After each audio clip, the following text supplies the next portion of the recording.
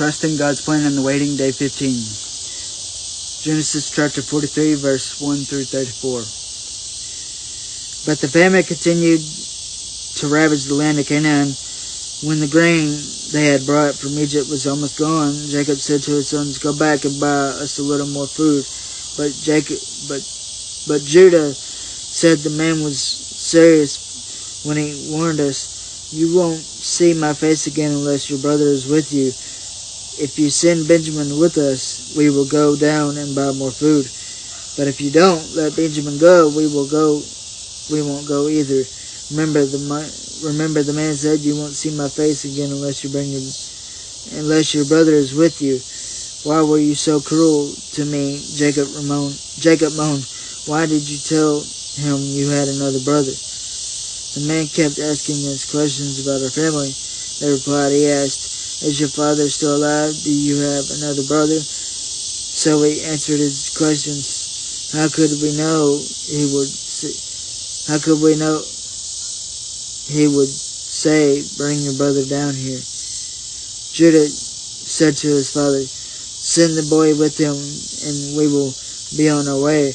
Otherwise we will all die of starvation, and not only we, but you and our little ones. I personally guarantee his safety. You may hold me responsible if I don't bring him back to you. Then let me bear the blame forever. If we hadn't wasted all this time, we could have gone and returned twice by now."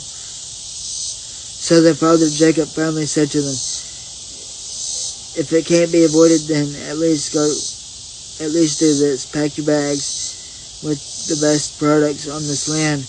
Take them down to the man as gifts: balm, honey, gum, aromatic resin,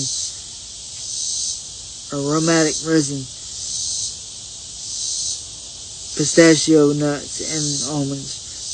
Also take double the money that was put back in your sacks, as it was probably someone's mistake.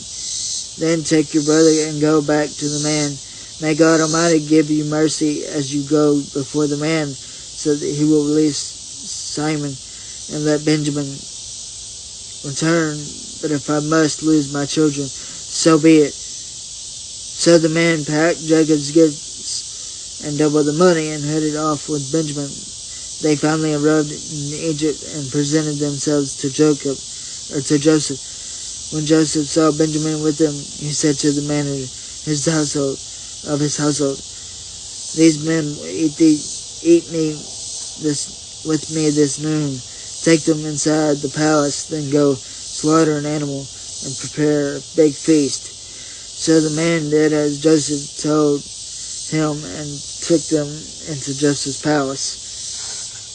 The brothers were terrified when they saw that they were being taken into Joseph's house because of the money someone put in our pockets the last time we were here.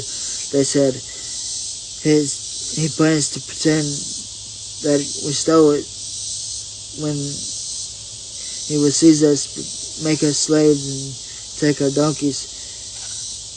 The brothers approached the manager of Joseph's household and spoke to him at the entrance to the palace. "Sir," they said, "we came to Egypt once before to buy food, but as we were returning home, we stopped for the night and opened our sacks when we discovered that each man's money, the exact amount paid, was in the top of his sack. Here it is. We have brought it back with us. We also have additional money to buy more food.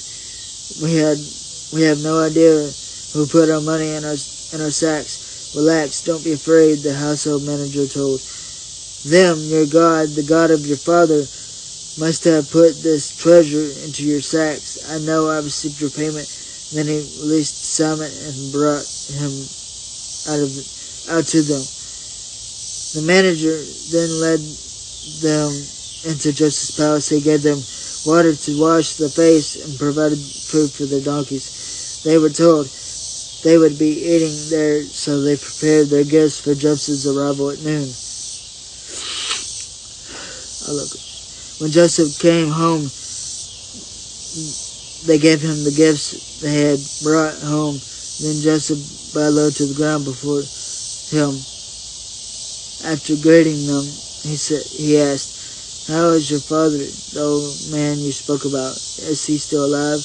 "Yes," they replied. "Our father, your servant, is still alive and well." They bowed low, and they bowed low again. Then Joseph looked at his brother Benjamin, the son of his own mother. "Is this your youngest brother, the young you told me about?" Joseph said, "May God be gracious to you, my son." Then Joseph hurried from the room because he was overcome with emotion for his brother. He went into his private room where he broke down and wept. After washing his face, he came back out, keeping himself under control. Then he ordered, "Bring out the food." The waiters served Joseph at his own table, and his brothers were served at a separate table. The Egyptians who ate with Joseph sat at their own table because the Egyptians despised Hebrews and refused to eat with them. Joseph told each of his brothers where to sit, and to their amazement, he seated them according to age, from lowest to youngest, and Joseph filled their plates with food from his own table, giving Benjamin 5 times as much as he gave the others. So they feasted and drank freely with him.